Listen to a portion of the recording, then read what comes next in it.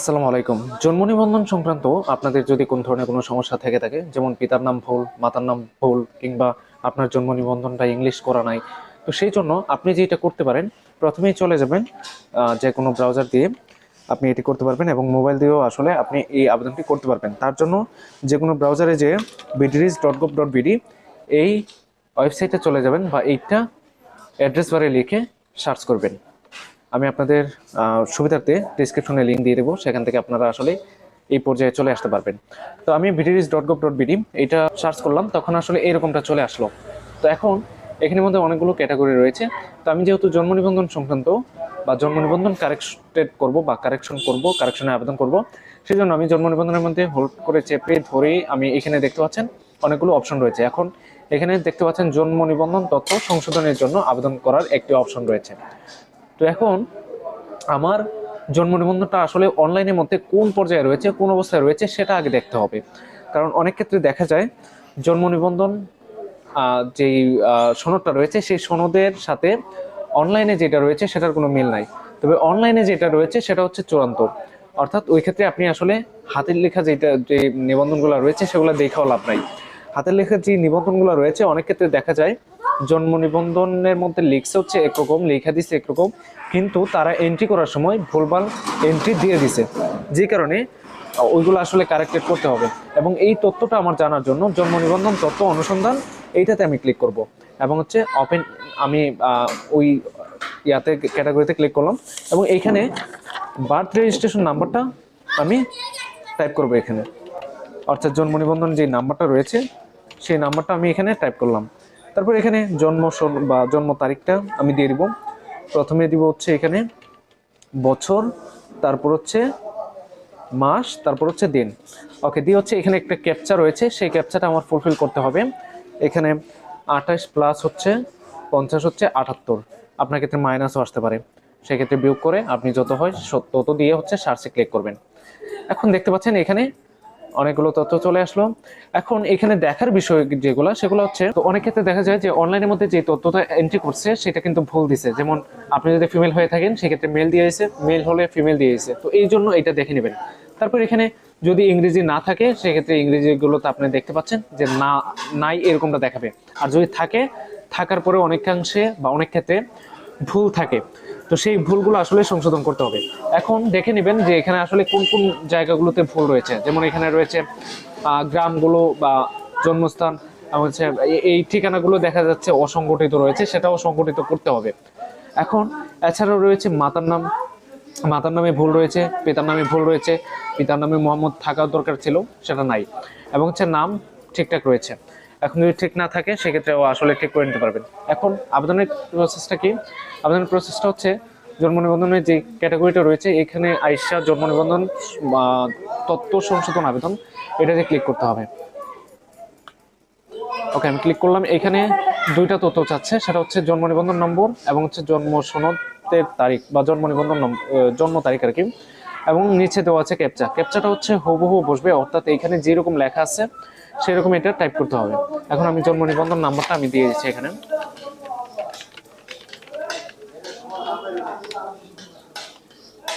তারপর হচ্ছে জন্ম তারিখটা আমি দিয়ে দিব। প্রথমে হচ্ছে দিন, তারপর হচ্ছে মাস, তারপর হচ্ছে বছর। এবং এখানে যে ক্যাপচাটা রয়েছে এটা হুবহু টাইপ করতে হবে। বুঝতে না পারলে অবশ্যই রিফ্রেশ করে নেবেন, রিফ্রেশ করলে অন্য একটি ক্যাপচা দেখাবে। তারপর হচ্ছে অনুসন্ধানে ক্লিক করব। অনুসন্ধানে ক্লিক করার পর এখানে কিন্তু তথ্যগুলো চলে আসছে। এখানে কি কি ভুল রয়েছে সেটা তো অবশ্যই আপনি দেখবেন। দেখার পর নির্বাচন করুন, এটাতে ক্লিক করতে হবে, কনফার্মে ক্লিক করতে হবে। আর এখানে আরেকটা কথা বলে রাখি, হাতের লেখা যে নিবন্ধনগুলো রয়েছে অনেক ক্ষেত্রে দেখা যায় ওইগুলো হচ্ছে 13 ডিজিটের হয়ে থাকে। তো 13 ডিজিটের হলে অবশ্যই সেটা ইউনিয়ন কার্যালয় কিংবা পৌরসভা থেকে সেটা 17 সংখ্যার করে নিতে হবে।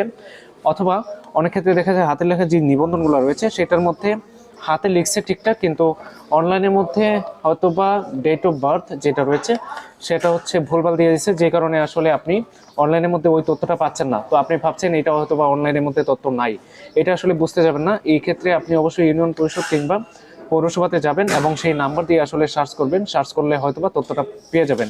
কারণ হচ্ছে আপনার বয়সটা যদি অনলাইনের মধ্যে ঠিকঠাক না থাকে সেক্ষেত্রে আসলে অনলাইনের মধ্যে ওইটা দেখাবে না। ওকে, এখন এখানে সংশোধিত তথ্যের নির্বাচন বা কে কি তথ্য আসলে সংশোধন করতে চাচ্ছেন সেটা এখান থেকে নির্বাচন করতে হবে। এখানে দেখতে পাচ্ছেন বিষয়ের মধ্যে একটি ক্যাটাগরি রয়েছে, এখান থেকে আসলে নির্বাচন করার সুযোগ রয়েছে। তো এখান থেকে আমি কি কি ভুল রয়েছে সেটা আমি এখান থেকে টাইপ করব বা সিলেক্ট করব। এখানে দেখতে পাচ্ছেন যে অনেকগুলো তথ্য রয়েছে, অনেকগুলো তথ্য আসলে সংশোধনের সুযোগ রয়েছে। এখন এখান থেকে আমি যেটি করব, যেগুলো আসলে ভুল রয়েছে সেগুলো শুধুমাত্র এখানে থেকে নির্বাচন করব। যেমন পিতার নামে ভুল রয়েছে বাংলা, এবং পিতার নাম ভুল রয়েছে বাংলা, মাতার নাম ভুল রয়েছে বাংলা, এবং হচ্ছে পিতার নাম ভুল রয়েছে ইংরেজি, মাতার নাম ভুল রয়েছে ইংরেজি। আমি এগুলো সিলেক্ট করে ফেললাম। এখন আপনার ক্ষেত্রে অন্যান্য সমস্যাগুলোও থাকতে পারে। এখানে বিশেষ করে বলে রাখি, যাদের নাম আসলে সিঙ্গেল তাদের ক্ষেত্রে আসলে সংশোধনের প্রসেসটা আসলে কি, যদি আপনার নাম সিঙ্গেল হয়ে থাকে এবং নামজনিত কোনো ধরনের কোনো সমস্যা হয়ে থাকে, তাহলে আপনি নামের প্রথম অংশ, যে এখানে দেখতে পাচ্ছেন যে নামের প্রথম অংশ বাংলা, নামের প্রথম অংশ ইংরেজি, এরকমটা দেখতে পাচ্ছেন, এবং নামের শেষ অংশ ইংরেজি। এখন আপনি বুঝতে পারছেন না আপনার নামটা যেহেতু সিঙ্গেল, ওইটা আসলে শেষের পর্যায়ে পড়লো নাকি প্রথম পর্যায়ে পড়লো।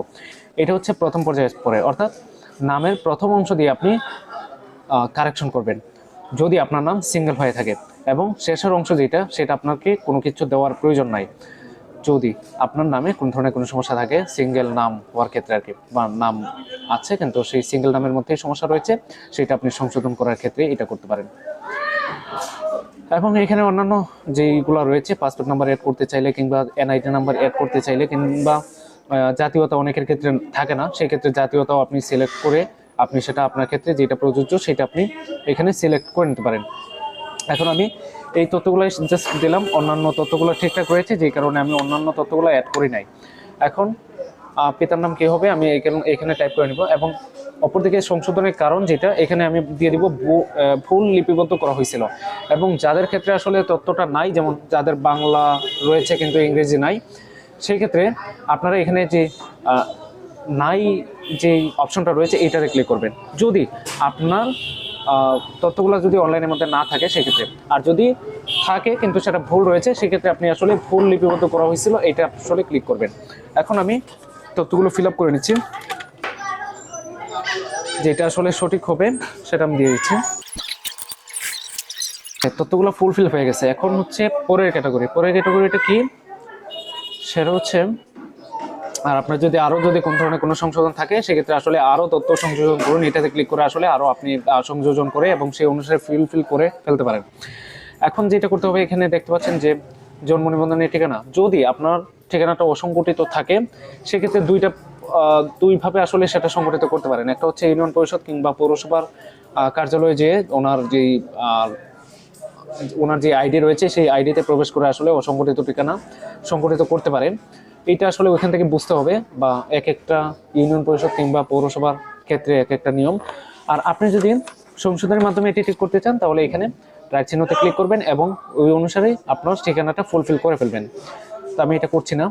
এবং এখন যেটা করতে হবে, যে তথ্যগুলো আসলে সংশোধন করার জন্য আমি আবেদন করতেছি, ওই তথ্যগুলোর আমার আসলে প্রমাণটা কি রয়েছে, ওই প্রমাণগুলো এখানে সংযোজন করতে হবে। এখন সংযোজনে আমি ক্লিক করব এবং ব্রাউজারে যে আসলে যেই সব তথ্য আমার কাছে রয়েছে বা যেই সব ডকুমেন্ট রয়েছে প্রমাণ হিসেবে, সেই সব ডকুমেন্টগুলো আমি এখানে দিয়ে দিব। সেসব ডকুমেন্টগুলো আমি সংযোজন করে ফেললাম এবং এখানে আপনারা দেখতে পাচ্ছেন যে অপশনটাকে এখানে যে নথি বা ডকুমেন্ট আমি আপলোড করলাম সেটা এখান থেকে সিলেক্ট করতে হচ্ছে যে এটা আসলে কি ডকুমেন্ট। তো এখন প্রথমটা আমি দিয়ে দিলাম ইস্যু সম্পর্কিত ফাইল, এটা হচ্ছে অনলাইন সার্ভার কপি। এবং পরেরটা হচ্ছে যেহেতু পিতার এনআইডি আমি দিয়ে দিচ্ছি বা পিতার জাতীয় পরিচয়পত্র। এবং নিচেরটা হচ্ছে মায়ের নাম যেহেতু কারেক্টেড হচ্ছে সেহেতু মায়ের জাতীয় পরিচয়পত্র আমি দিয়ে দিচ্ছি। এবং আপনাদের কাছে যদি সার্টিফিকেট থাকে সেক্ষেত্রে সার্টিফিকেটের অপশনও এখানে রয়েছে। এখন এমন একটি ডকুমেন্ট আপনার কাছে রয়েছে যেগুলো যে ক্যাটাগরিটা আসলে এখানে শো করতেছে না, যে এটা আসলে কোন ডকুমেন্ট সেটা আপনি এখান থেকে পাচ্ছেন না, এখানের মধ্যে ওই অপশনটা নাই বা ওই ডকুমেন্টের নামটা নাই। তবে সেক্ষেত্রে আপনি এখানে যে চিকিৎসা প্রতিষ্ঠানের ছাড়পত্র বা চিকিৎসা প্রতিষ্ঠান প্রদত্ত এই যে কয়েকটা অপশন রয়েছে, এখান থেকে আপনি যে কোনো একটা সিলেক্ট করে নেবেন। যদি আপনার কাছে একাধিক তথ্য থাকে সেক্ষেত্রে আপনি একাধিক, এখানে রয়েছে তিনটা আপনি সিলেক্ট করতে পারবেন। এছাড়া পিতামাতার জন্ম সনদ যদি থাকে, পিতামাতার জন্ম সনদ যদি আপনি আপলোড করেন সেক্ষেত্রে পিতার জন্ম নিবন্ধন সনদ, মাতার জন্ম নিবন্ধন সনদ, এইভাবে আপনি সিলেক্ট করতে পারেন। এছাড়াও যদি আপনার কাছে টিকার কার্ড থাকে সেক্ষেত্রে আসলে টিকার কার্ড এখানে রয়েছে, টিকার কার্ডের অপশন, ইপিআই কার্ড যেটাকে আসলে টিকার কার্ড ধরা হয়, এবং এখানে রয়েছে যদি পাসপোর্ট থাকে সেক্ষেত্রেও পাসপোর্টের অপশন রয়েছে, এবং রয়েছে এসএসসি এইচএসসি সার্টিফিকেটের যে কপিটা রয়েছে সেটাও কিন্তু এখানে আপনি অপশন পাবেন। এখন এগুলো সিলেক্ট করতে হবে, করার পর হচ্ছে এখানে স্টার্টে দিয়ে আপলোড সম্পূর্ণ করতে হবে। আমি স্টার্টে ক্লিক করলাম এবং হচ্ছে আপলোড হচ্ছে, আপলোড সম্পূর্ণ হলো, এবং হচ্ছে স্টার্টে ক্লিক করলাম, আপলোড করার পর এখন যেই তথ্যটা দেওয়া লাগবে, এখানে আবেদনকারী তথ্য চাচ্ছে। তো আবেদনকারী তথ্য এখানে থেকে দেওয়া লাগবে। যদি নিজে আবেদন করেন সেক্ষেত্রে আসলে নিজ দিয়ে দিবেন, পিতা হলে পিতা, মাতা হলে মাতা। এখন এখানে সমস্যা হচ্ছে পিতামাতা যদি আপনি সিলেক্ট করেন সেক্ষেত্রে আসলে ম্যাপিং করা থাকতে হবে আপনার নিবন্ধনের সাথে তাদের নিবন্ধন। যদি না থাকে সেক্ষেত্রে আসলে এই দুইটা সিলেক্ট করে আপনি আসলে আবেদনটা করতে পারবেন না। সেক্ষেত্রে নিজ ব্যবহার করতে পারেন, অথবা অভিভাবকের জন্ম নিবন্ধন নম্বর এবং জন্ম তারিখটা দিয়ে আপনি ফুলফিল করে নিতে পারেন। আমি নিজ দিয়ে দিচ্ছি, এবং এখানে একটি মোবাইল নাম্বার দেওয়া লাগবে, অবশ্যই সেটা আপনার হাতে থাকা লাগবে, এবং সেটাতে একটি ওটিপি যাবে, সেই ওটিপি পাঠান, এটাতে ক্লিক করবেন, এবং হচ্ছে সেইটা নাম্বারটাতে একটা ওটিপি যাবে, সেই ওটিপিটা এখানে বসিয়ে নিতে হবে। এবং ওটিপি চলে আসলো, এখন আমি ওটিপিটা এখানে টাইপ করব এবং হচ্ছে সাবমিটে ক্লিক করব, তাহলে কিন্তু আসলে অ্যাপ্লিকেশনটা সাবমিট হয়ে যাবে।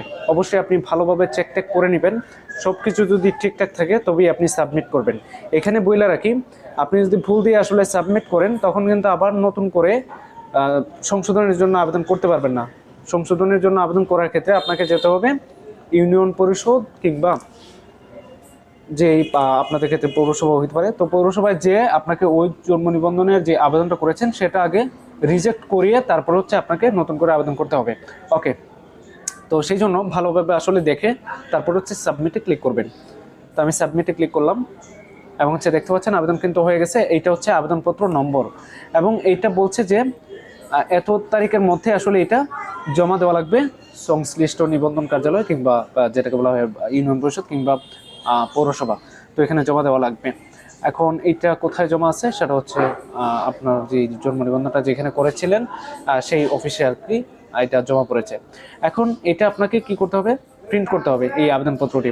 এই আবেদনপত্রটি প্রিন্ট করার ক্ষেত্রে আপনি আবেদনপত্র প্রিন্টে ক্লিক করবেন, কিন্তু বর্তমান সার্ভার জনিত সমস্যার কারণে এখানে ক্লিক করলে আসলে আবেদনপত্রটি প্রিন্ট করা যাচ্ছে না। তবে সেক্ষেত্রে আপনি কি করতে পারেন, সেক্ষেত্রে আপনি এখানে দেখতে পাচ্ছেন আবেদনপত্র প্রিন্ট করুন, জন্ম নিবন্ধন আবেদনপত্র প্রিন্ট করুন, এটাতে ক্লিক করবেন, এবং হচ্ছে ক্লিক করার পর এইরকম দেখাবে। এখন এখানে আবেদনের ধরনটা আপনি সিলেক্ট করবেন, সংশোধনের জন্য আবেদন, এবং হচ্ছে এখানে ট্র্যাকিং নাম্বারটা দিয়ে দেবেন, এবং হচ্ছে জন্ম তারিখ যেটা রয়েছে সেই জন্ম তারিখটা এখানে দিয়ে ফুলফিল করবেন, 12/9/2014। ওকে, দিয়ে দিলাম, এবং হচ্ছে প্রিন্টে ক্লিক করব। প্রিন্টে ক্লিক করার পর কিন্তু সেটা চলে আসছে। এখন আমাকে যেটি করতে হবে, যদি প্রিন্টার থাকে তাহলে তো প্রিন্ট করে ফেলবেন, আর যদি প্রিন্টার না থাকে সেক্ষেত্রে আপনি বা মোবাইল ফোন দিয়ে যদি আপনি করেন সেক্ষেত্রে ডেস্টিনেশন যেটা রয়েছে এখান থেকে আপনি সেভ এস পিডিএফ ক্লিক করবেন। সেভ এস পিডিএফে ক্লিক করে সেভে ক্লিক করবেন। সেভে ক্লিক করে আপনার যেইখানে ব্রাউজার করে আপনি আপনার নির্দিষ্ট একটি ফোল্ডারে আপনি এটা সেভ করে নেবেন কোনো একটা নাম বা রিনেম দিয়ে।